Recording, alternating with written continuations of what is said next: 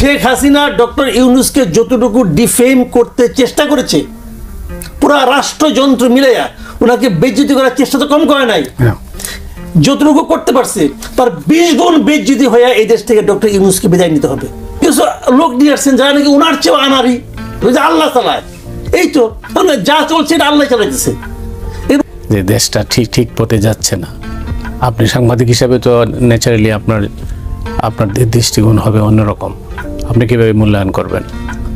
না, আমি উনি রাজনীতিবিদ আর আমি সাংবাদিক, দুই পেশায় হলে যে দুজনের উপলব্ধি ভিন্ন হবে তেমন নাও হতে পারে, তেমন নিশ্চয়তা নেই। আচ্ছা, যখন বৃষ্টি হয় না তখন সাংবাদিকের গায়ে লাগলে রাজনীতিবিদের গায়েও লাগে। এই দেশে একই তো জায়গায় থাকি আমরা, উপলব্ধিটা একই রকম।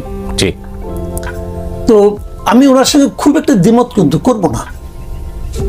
আমি মনে করি যে ওনারা যে খুব ভালো দেশ চালাচ্ছেন তা না, এবং বিভিন্ন কর্মকাণ্ড নিয়ে ওনারা যা যা কাজকর্ম করছেন, এখানে আমার কাছে মনে হয় যে কাজের চেয়ে অকাজই বেশি হচ্ছে।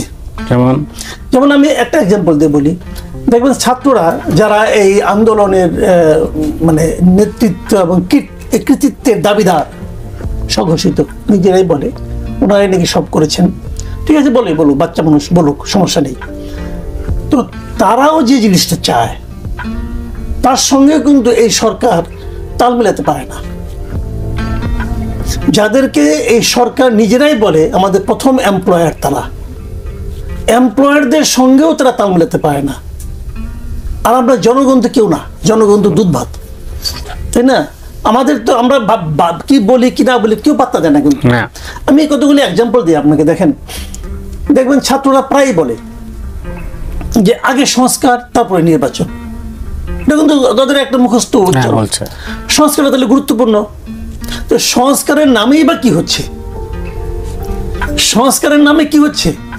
ওই দিন দেখলাম, এখন এটা ঘোষিত হয় না, কিন্তু জানা গেল এই দেশটাকে নাকি 4টা প্রদেশে ভাগ করবে। হ্যাঁ, 4টা প্রদেশে পুরানো। আচ্ছা ভাবেন তো একটা জিনিস, 4টা প্রদেশ না, 4 জায়গায় 4টা সংসদ, কারণ প্রাদেশিক সংসদ তো হবে একটা, সব তো এক জায়গায় হবে না, ওই জায়গায় হবে 4টা সংসদ, 4টা স্পিকার, 4টা মুখ্যমন্ত্রী, তারপরে আপনার 2টা ইলেকশন, একটা আপনার প্রাদেশিক পরিষদ, একটা জাতীয় পরিষদ। ভাবেন আপনি দেশটা কতটুকু? দেশের জনসংখ্যা যতই হোক, প্রদেশের জন্য কিন্তু আপনার ভৌগোলিক আয়তনটা গুরুত্বপূর্ণ। অবশ্যই এটা কিন্তু জনসংখ্যার উপর ডিপেন্ড করে না। কিন্তু আপনি দেখবেন ভারতে অনেকগুলি প্রদেশ আছে, এবং এই ভারতের প্রদেশগুলো কিন্তু অনেক জায়গায় দেখবেন অনেক জনসংখ্যা, অনেক জায়গায় দেখবেন একদম কম জনসংখ্যা। গোয়া জনসংখ্যাই নাই, এটা প্রদেশ তো প্রদেশ। তাহলে কি কারণে এটা হয়? এটা হলো ভৌগোলিক কারণে হয়। এটা জনসংখ্যার ভিত্তিতে হলে সব প্রদেশ সমান হতো, তা তো হয় না এখানে। তো ওই দেশে এখন দেখেন আপনার তামিলনাড়ুর সঙ্গে পশ্চিমবঙ্গের ভাষারই কোনো মিল নাই, গুজরাটের সঙ্গে পশ্চিমবঙ্গের ভাষার কোনো মিল নাই, 14-15টা ভাষা।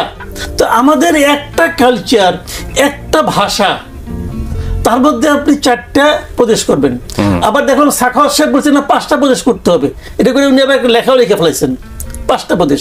এর আগে শুনছিলাম 2013 সালের দিকে ডক্টর জাফরুল্লাহ চৌধুরী বলছিলেন যে 17টা প্রদেশ লাগবে। তারও আগে 2010 সালে শুনছিলাম এরশাদ সাহেব বলছিলেন 7টা প্রদেশ লাগবে, কারণ তখন 7টা বিভাগ ছিল, এদের উনি চাইলে 7টা প্রদেশ লাগবে। তো এগুলি কি তগলুকি কাণ্ড? এরশাদ সাহেব যেটা 2010 সালে বলে গেছেন, সেই জিনিসটা বাস্তবায়নের দায়িত্ব নিচ্ছে 2024 সালে এসে বিপ্লবের নামে। এরা করবে সংস্কার, এদের মাথার মধ্যে কিছু আছে, নতুন কিছু আছে।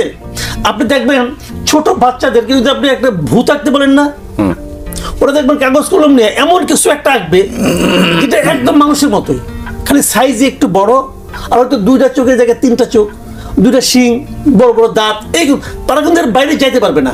কারণটা কি? ওদের কল্পনার দৌড় ওই পর্যন্ত। তারা কিন্তু কল্পনাটাকে একটু বিবর্ধিত করে আঁকে। ওনাদের অবস্থা হচ্ছে ছোট বাচ্চার মতো। তো এই প্রদেশ যে মাথার মধ্যে ঢুকছে, একটা কিছু নতুন কিছু দিতে হবে যেটা নিয়ে আলোচনা হয়। তো দিয়ে প্রদেশ, এখন একজন বলছে 7টা, একজন বলছে 17টা, একজন বলছে 5টা, তাহলে আমরা 4টা রাখি, হইল। তো এইগুলি সংস্কার কিন্তু এটা কাদের দাবি? ছাত্রদের দাবি, এবং ছাত্রদের দাবিকে ওরা এইভাবে ফলো করতেছে। আরেকটা সংবিধান সংস্কার করছে, ধর্মনিরপেক্ষতা নাই, খুব ভালো নাই। তারপর রাষ্ট্র ধর্ম নিয়ে কি কয় তা তো কিছু বলে না। রাষ্ট্র ধর্ম নিয়ে কিন্তু কোনো আওয়াজ দেয় না। কেন আওয়াজ দেয় না? প্যাদানির ভয়ে, জাস্ট প্যাদানি খাওয়ার ভয়ে ভয় পাইছে এদেরকে। আবার ছাত্রদেরকে খুশি করার জন্য আবার আরেকজন আমাদের যে মানে নির্বাচন ব্যবস্থা সংস্কার 21 বছরে নাকি হবে, সংসদ সদস্য হবে, থিওরি দিতেছে। আবার আরেকজন বলতেছে 10% তরুণকে নমিনেশন দিতে হবে। কি কারণে? এদেরকে খুশি করার জন্য। নির্বাচন কমিশন যারা সংস্কার করতেছে এরা আবার বলতেছে মানে স্বতন্ত্র প্রার্থী যদি হয় তাহলে 500 জনের সিগনেচার আনতে হবে এবং তার জন্য হলফনামা আনতে হবে। এটা কিভাবে সম্ভব? এটা উনি জানেন না। এটা কেন করা হলো? এটা করা সিম্পল তো, যদি শেষ মুহূর্তে আওয়ামী লীগকে ইলেকশনে আসতে দেওয়া না হয়, কোনোভাবে আইন টাইন করে না হয়, তাহলে আওয়ামী লীগের লোকজন যদি স্বতন্ত্র দাঁড়িয়ে যায় ওইটা ফেরানোর জন্য। এটা অন্য কোনো দেশে কি আছে এইভাবে? কোথাও নেই। উনি আবিষ্কার করছেন ওনাদের উপর মস্তিষ্ক থেকে। আজকে আবার বলতেছে আওয়ামী লীগের বিরুদ্ধে এই মিস্টার মজুমদার কি বলছে যে এই মানে যারা নাকি এই গণহত্যার সঙ্গে যে দল জড়িত তাদেরকে ইলেকশনে আসতে না দেওয়ার সব ব্যবস্থা নিয়ে এখানে রেখেছেন। উনি বলেছেন এটা। এখন দল না ব্যক্তি।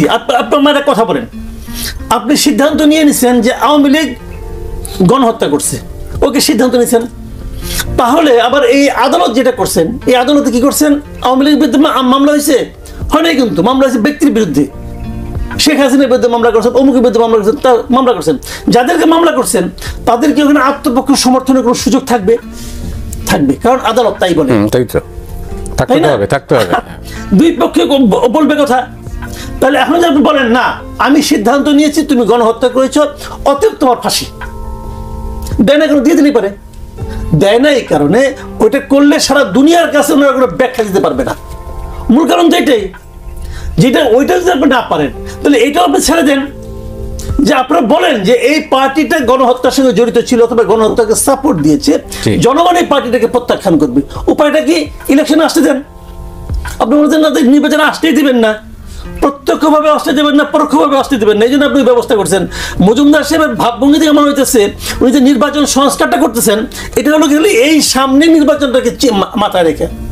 ওনাকে তো এই জন্য সংস্কার করতে বলা হয় নাই। এটা তো ডেমোক্রেটিক না এই সিদ্ধান্তটা। কোনো অবস্থাতে একটা লোক দাঁড়াই চাইবে যে 500 লোকের সিগনেচার বলবে এটা বিপ্লবের চেতনার থেকে হয়েছে। বিপ্লবের চেতনা এই কথা বলবে। ওইটা আপনি যদি প্রতিবাদ করতে চান তাহলে কিন্তু আপনি ফ্যাসিবাদের দোষ হয়ে যাবেন। আরেক সমস্যা যেটা বললেন যে টেস্টেই এলাউড না, এই জিনিসটাই জানেন মানে মূল যে টেস্টে একটা লোক কখনো এলাও হয় না যখন তার কোনো প্রিপারেশন থাকে না। এসব কি কোনো প্রিপারেশন ছিল? না, ছিল না, এটা তো স্বাভাবিক। এবং এটা প্রধান উপদেষ্টা নিজেও বলতেছেন আমার কোনো প্রিপারেশন ছিল না। উনি শেষ মুহূর্তে আসতেও চায় নাই। কারণ আপনি একজন লোককে জোর জবরদস্তি করে ধরে নিয়ে পরীক্ষা হলে বসাই দিয়েছেন, কারণ বসাই দিয়ে আশা করতেছেন তুমি স্ট্যান্ড করো, তুমি এমন মার্কস পাও যে তোমার নাম্বার যেন সর্বোচ্চ হয়। এটা আমি দোষটা কি ওনাকে দেবো না আপনাকে দেবো? আপনাকে দিব। আর ওনাকেও দিব। ওনাকে কোথায় দিব? যে বাবা তুমি পারবা না, ফেল করবা, যাই না কোনো পরীক্ষা হলে বসলা, যতই তোমাকে টানাটানি করুক তুমি কেন বসলা? একটা লোক যদি বুঝে যে আমি আসলে অতটা ক্যাপাবেল না, অথচ আমাকে এই চেয়ারে থাকতে হবে কারণ পুরো জাতির ঐক্যের স্বার্থে আমাকে থাকতে হবে, তাহলে ওনার কি করণীয়? ওনার করণীয় হলো ওনার আশেপাশে এমন এমন সহযোগী লোককে বেছে বেছে আনা যাতে নাকি ওনাদের দক্ষতায় ওনার অদক্ষতাটা চাপা পড়ে যায়। এটা কিন্তু একজন মানে ক্রিয়েটিভ এবং ক্যাপাবেল লোকের মানে বৈশিষ্ট্য হওয়া উচিত। ইউনূস সাহেব কি বললেন কয়েকদিন আগে যে নুরুল কবিরকে একটা ইন্টারভিউ দিলেন, উনি কি বললেন? উনি বলেন উনি নিজে অফিস শিখতেছেন, দেখি কি হয়। আচ্ছা, তারপরে নুরুল কবির একটা প্রশ্ন করলো আপনার উপদেষ্টাদের অনেকেই তো ক্যাপাবেল না। উনি বললেন যে আমি ওনাদের কি বলবো, আমি তো নিজেই ক্যাপাবেল না, তো ওনাদেরকে আমি কি বলবো? আচ্ছা, এই কথাগুলিকে আপনাকে মনে হয় যে কোনো মানে রাষ্ট্রনায়ক জনিত কোনো লেখা মানে বক্তব্য হলো? এটা কি মনে হয় যে কোনো সরকার প্রধান এ ধরনের বক্তব্য দিতে পারেন? উনি কিন্তু ক্যাজুয়াল ভঙ্গিতে বললেন, খুবই ক্যাজুয়াল ভঙ্গিতে, এবং ভঙ্গিটা কিন্তু আমার খুব মানে আমার খুব ভালো লাগছে যে এত সহজ সরল ভাবে উনি ভঙ্গিতে নিয়ে একটা দেশ চালাচ্ছেন। কি আনন্দ, কি আনন্দ, তাই না? কিন্তু এটা তো ওনার ব্যক্তিগত পাওয়া না পারার, ব্যক্তিগত সাফল্য অসাফল্যের বিষয় নয়। উনি যদি না পারেন এই মুহূর্তে ওনার করণীয় কি? ওনার করণীয় যে কি এটা ওনাকে বললে উনি শুনবেন? শুনবেন না। কিন্তু আপনি আমি বলি আপনাকে, দেখেন একটা জিনিস কি, আমি একটা সিম্পল একটা জিনিস বলি আপনাকে। এই যে এক ধাক্কায় অর্থ বছরের মাঝামাঝি এসে আপনি শতাধিক পণ্যের উপর ভ্যাট বাড়ালেন এবং সম্পূরক শুল্ক বাড়ালেন, কার সঙ্গে আলাপ করে সিদ্ধান্ত নিয়েছেন? কার সঙ্গে? এখানে এই সরকারের আমি দুজন লোকের নাম বলতে পারি, যে আহসান এস মনসুর এবং সালেউদ্দিন আহমেদ সাহেব। এই ভদ্রলোক, এই দুইজন লোক বিগত সরকার আমলে বিভিন্ন সময় কিন্তু ওই সরকারের অর্থনৈতিক কর্মকাণ্ডের সমালোচনা করতেন এবং তারা বলতেন যে সরকার কেন অর্থনীতিবিদদের কাছ থেকে পরামর্শ নেয় না। আমি ওনাদেরকে সবিনয়ে জিজ্ঞাসা করতে চাই, আপনারা কার পরামর্শ নিয়েছিলেন? নেন নাই। না তো। আপনারা কি নিতে পারতেন না? পারতেন তো। অবশ্যই। এই দেশটা তো অনেকেই চালাইছে রে ভাই, অনেক রাষ্ট্র, এখানে আপনার অনেক অর্থনীতিবিদ আছে, অনেক রাজনীতিবিদ আছে, আপনি কি তাদের নিয়ে বসতে পারতেন না? আপনি বিএনপিকে বলতে পারতেন না, জামাতকে বলতে পারতেন না আমরা একটা ক্রাইসিসের মধ্যে আছি, টাকা পয়সা তো আর পয়দা করা যাবে না, এটা তো নাই, ক্রাইসিস তো ক্রাইসিস।